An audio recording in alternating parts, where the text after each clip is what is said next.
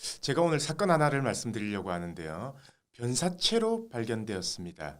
하지만 이게 시간이 지나고 부패가 심했기 때문에 국가수 부검 결과 사인 미상이라고 이렇게 결론이 났습니다. 유족은 이 고인이 가입해 놓은 보험사에 보험금을 청구했지만, 물론 사망보험금이었겠죠. 이 사망보험금을 청구했지만 보험사는 원인을 알 수 없기 때문에 어떠한 보험금도 지급할 수 없다 라고 이렇게 보험금 지급을 거절하였습니다. 자, 사망을 했는데 보험금을 못 준다. 사망보험금을 못 준다. 이게 과연 어떤 근거로 그랬을까요?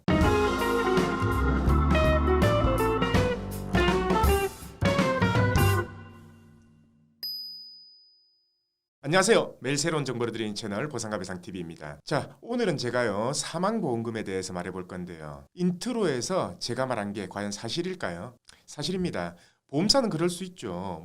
보험사가 줘야 될 보험금 안 주고 소송 가고 이런 게 한두 번인가요? 자, 근데요, 만약에 이게 보험사가 보험금을 안 주고 이 소송을 했을 때요, 과연 법원은 이 사안에 대해서 어떻게 판단을 할까요? 자, 우선 이 법원 판결을 알려드리기 전에요, 우리가 사망보험금 이 종류에 대해서 먼저 알아봐야 되겠죠. 근데 우리 보상가배상TV 구독자분들은 이제는 아시죠? 이 보험은 무조건 생명보험하고 손해보험하고 나눠서 생각해야 된다. 그 담보를 나눠서 봐야 된다. 자, 그러면은 이 사망보험금도 한번 나눠보겠습니다.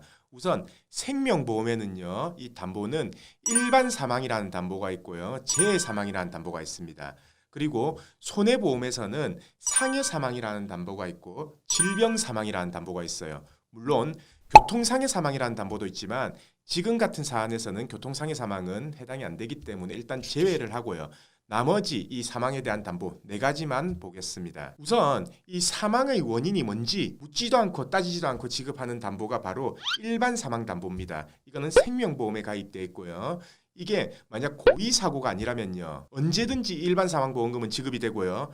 만약에 이게 고의사고, 즉 자살이라고 하더라도 2년이 지나게 되면은 이 일반 사망보험금에서는 보험금이 지급이 됩니다. 자, 그럼 이런 변사체 사고 아무리 사인 미상이라 하더라도 일반 사망보험금이었다면 지급이 됐겠죠. 근데 이 고인이 가입한 보험은 일반 사망보험금이 아니었습니다. 자, 그럼 이제 사망에 대한 담보 3개가 남았죠. 재해 사망, 상해 사망, 그리고 질병 사망. 재해 사망이나 이 상해 사망은요, 이 3요소가 부합을 해야 됩니다. 바로 급격, 우연, 외래 이 요인이 부합을 해야 되는데요. 쉽게 말해 급격하게 외부의 충격으로 사망을 해야지만 이 재해 사망이나 상해 사망에 해당이 된다는 겁니다. 이런 것들은 바로 추락, 충격, 약물 중독, 그리고 익사, 그리고 사고사 이런 것들이 되겠죠. 그리고 이 질병 사망은요, 말 그대로 한국 질병 표준 4인 분류에서 구분되는 질병으로 인해서 사망했을 경우 지급되는 보험금입니다. 자, 그럼 아무 원인도 밝혀지지 않은 이 원인이 사인 미상인 사망은요, 재해나 상해에 포함될까요? 아니면 질병에 포함될까요? 솔직히 저는 그렇게 생각합니다. 아니, 사람이 사망하는데요, 상해 아니면 질병이지 다른 이유가 뭐가 있습니까? 아니, 자살이라도 상해고, 아니면 살인을 당해도 상해고요, 아니면 저체온증도 상해고, 심장마비는 질병이고요.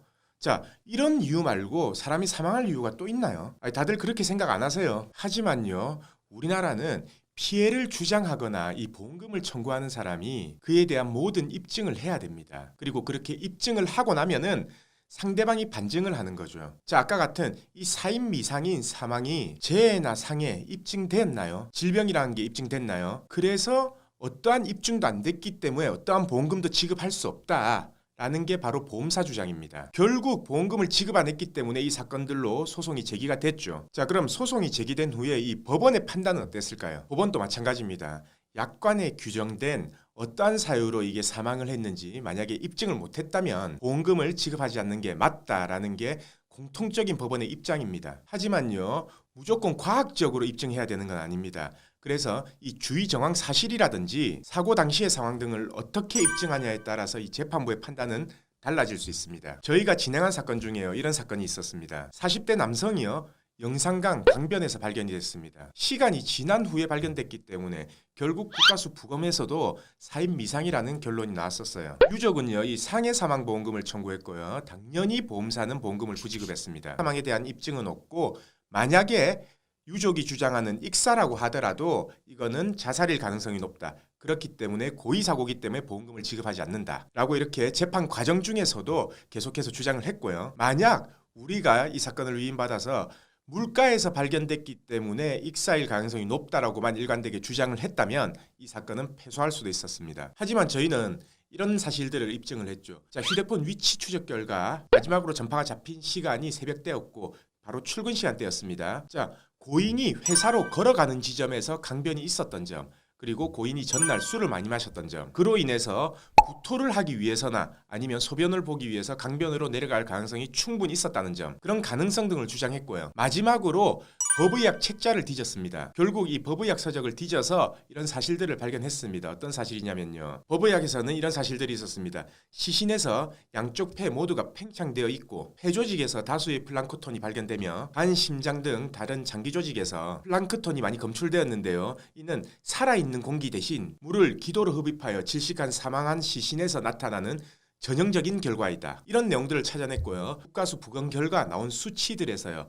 상대적으로 일반 시신보다 이런 플랑크톤의 수치가 높다는 걸 발견했고 이를 근거로 법의학에서는 이런 증상이 나타난다. 그거를 주장했습니다. 결국 법원은요. 우리 원고가 주장하는 주의 정황 사실 등과 건 전후의 사실을 비춰봤을 때 이는 익사로 사망했을 가능성이 높고 보험사가 주장하는 자살할 근거에 대한 입증이 부족하다라고 해서 우리에게 보험금을 지급해라 라고 이렇게 판결을 했습니다. 이런 겁니다. 보험사가 안 된다고 해서요. 무조건 포기하면 안 된다라고 제가 수차례 말씀드렸습니다. 그거는요. 실컷 보험료만 내고요. 보험금을 받는 내 권리는 전부 포기해버리는 거와 마찬가지인 거예요. 그래서 이런 사건이 있는 경우 그리고 주위 분들에게 만약에 이런 사실이 있다라고 한다면요. 무조건 전문가의 조언을 한번 구해보는 것을 추천드리길 바랍니다. 자, 그럼 오늘은 다소 무거운 주제로 얘기해봤고요. 오늘은 여기까지 하고 내일도 새로운 주제로 오겠습니다. 오늘 방송 끝까지 봐주신 구독자분들 감사드립니다.